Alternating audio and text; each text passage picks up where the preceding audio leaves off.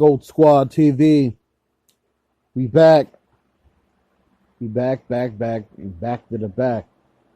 AEW. Right now, the storyline has MJF and his goon joining the Inner Circle. Now, my two Puerto Rican brothers in the Inner Circle, one of them has a problem with MJF joining the group. And also, Sammy Guevara also was tricked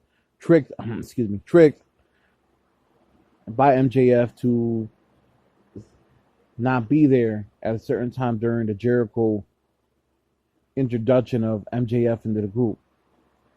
If there's dissension there, and is this Jericho in the whole group, or just Jericho possibly turning face once MJF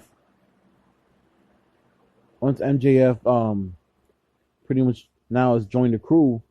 Is MJF trying to take Jericho's spot in the group and get rid of Jericho? It's basically kind of like the whole old lion versus young lion situation. We all know Jericho's 50 years old. We all know Jericho got a lot to go, a lot to give this business, regardless whether it's in the ring or not. Living legend, no doubt. MJF is the best heel in the business right now. It's not even a debate. The best natural heel in the business is MJF. He old school, new school, he has it all.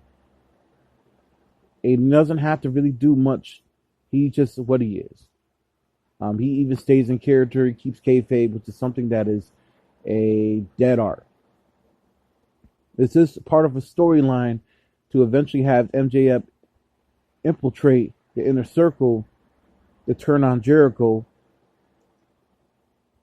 and it become MJF's group, and Jericho gets kicked out, and it's basically either becomes a face or he gets pretty much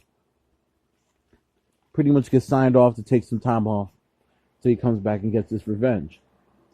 It's a very interesting storyline. Might be the most interesting storyline in wrestling right now.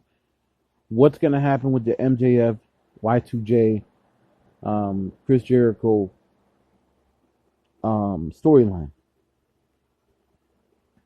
Now, Jericho's reinvented himself millions of times. The Inner Circle's been his thing for a year and a half now. But you have to think, just like all groups, there has to be some dissension and eventually a breakup at some point. A conclusion is needed. Ultimately, at the end of the day, groups don't stay together. They break in wrestling, and for new groups to develop. Just how the story goes in this game. I remember those old Four Horsemen stables, the original stable. As far as I remember, so I'm going to go based on my NWA days, and I'm not talking about the rap group. It was Arn Anderson, Ole Anderson, Ric Flair, J.J. Dillon, and Tully Blanchard. Once Luger came in the group, they kicked Ole out.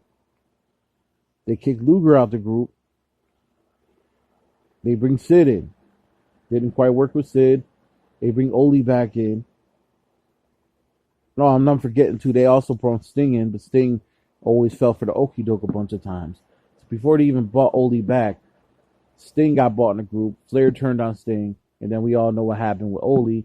Ole got ran up and beat down. Flair ended up leaving because of Jim Herd, and then the rest is history. Then the next rendition of the Four Horsemen was Benoit, Malenko, Flair, Arn Anderson. So we know groups. Whether the name might stay the same, but the members might change. Is this one of those situations, or is it just it's going to break up completely? Either way, let me know what you guys think in the comment section down below. Where do you see this Jericho MJF storyline going? Peace out. Got more coming.